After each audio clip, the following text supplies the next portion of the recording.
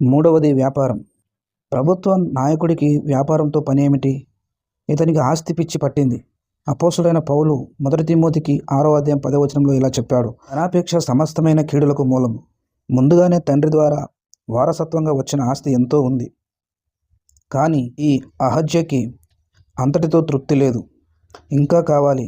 ఈ కారణం చేత ఇంకా మరణమునకే పాత్రుడవుచున్నాడు గనుక దుష్టులతో సావాసం చేశాడు, ఆపదలకు గురి అయ్యాడు. ఇశ్రాయేలు రాజుగా ఇతడు చేయవలసిన పని ఏమిటి? పరిపాలన సాంఘికంగా, ఆర్థికంగా ఎదుగుదల చెందాలి. వీటిని సాధించాలి అంటే ఆధ్యాత్మిక పురోగతి ఉండాలి. కానీ అహజ్య చేస్తున్న పని ఏమిటి? అపోస్తలుడైన పౌలు ఇట్టి వారి గురించి ఎలా హెచ్చరించాడు? 2 తిమోతి గ్రంథం 2వ అధ్యాయం 4వ వచనంలో, సైనికుడెవడు యుద్ధమునకు పోవునప్పుడు తన్ను దండులో చేర్చుకుని వాణ్ణి సంతోష పెట్టవలనని ఈ జీవన వ్యాపారంలో చిక్కుకొనడు.